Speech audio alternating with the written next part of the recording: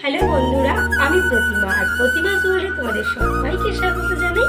তো বন্ধুরা, প্রথমেই বলে রাখি আমি কিন্তু একদম গুছিয়ে কথা বলতে পারি না, কিন্তু আমার অনেক দিনের ইচ্ছা ছিল যে আমি এরকম ধরনের একটা ভিডিও বানাবো।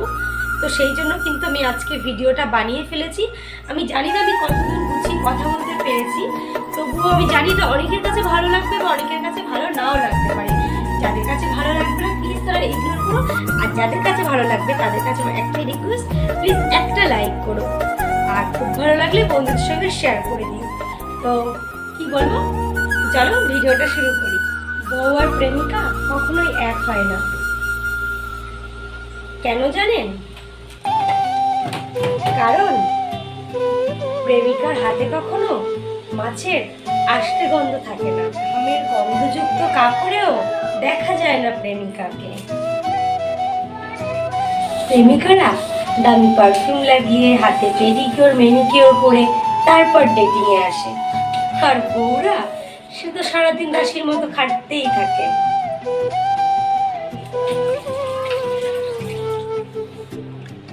আর তারা তো ভালো কাপড় পরার টাইমও পায় না।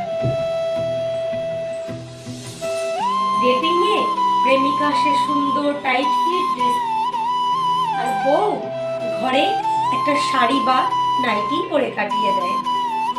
প্রেমিকা যখন ডেটিং এ আসে সুন্দর করে সেজে চুলে ফুল লাগিয়ে তবেই আসে, আর বউয়েরা সারাদিন তো চুলে একবার চিরুনি করারও সময় পায় না।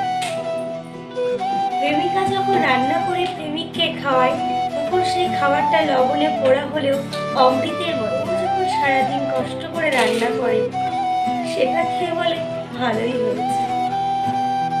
প্রেমিকা যখন রান্না করতে গিয়ে হাত পুড়ে যায় প্রেমিক তখন বলে কি দরকার ছিল রান্না করে গিয়ে হাত পুড়িয়ে রান্না করার। বউয়ের যখন রান্না করতে গিয়ে হাত পুড়ে যায় সেই প্রেমিক স্বামী তখন বলে একটু দেখে শুনে রান্না করতে পারতে তো। আমরা হাউস ওয়াইফরা সারাদিন সংসার, সন্তান, স্বামী সমস্তটা সামলাতে সামলাতে নিজেরা একটু সেজে গুজে আয়নার সামনে দাঁড়াতেই ভুলে যাই চোখে কাজল পড়লে ঠিক কতটা ভালো লাগে আমাদের। একটু হালকা লিপস্টিক দিলে মুখের সৌন্দর্যটা আরও কতটা বেড়ে যায়। ভুলেই যাই সংসার সামলাতে সামলাতে আমরা যে একটু সাজলে আমাদের কেউ খারাপ লাগে না। আমাদের হাউস ওয়াইফদের বৃষ্টি হলে কখনো মনে হয় না যে হাত দুটো মেলে দিয়ে ভিজি, শুধু মনে হয় জামা কাপড়গুলো ছাদে মেলে দিয়েছি, ওগুলো বোধহয় ভিজে যাচ্ছে, হয়তো এক চুট লাগিয়ে দিই জামা কাপড়গুলো তুলে আনা। হাউস ওয়াইফরা সংসার সামলানোর পর যখন ফুলের বাগানে যাই দেখতে ভুলেই যাই যে ফুলের ওপর বসে থাকা প্রজাপতিটা ঠিক কত সুন্দর লাগছে। আমরা ব্যস্ত হয়ে যাই ফুলটা ছিঁড়ে কখন পুজো দেবো সেটার জন্য।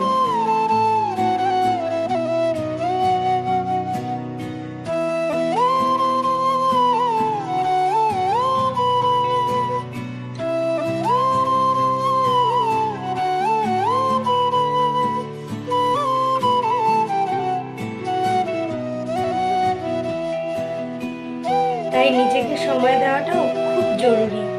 একটু ভালো থাকো না নিজের জন্য, একটু পরিপাটি করে সাজো।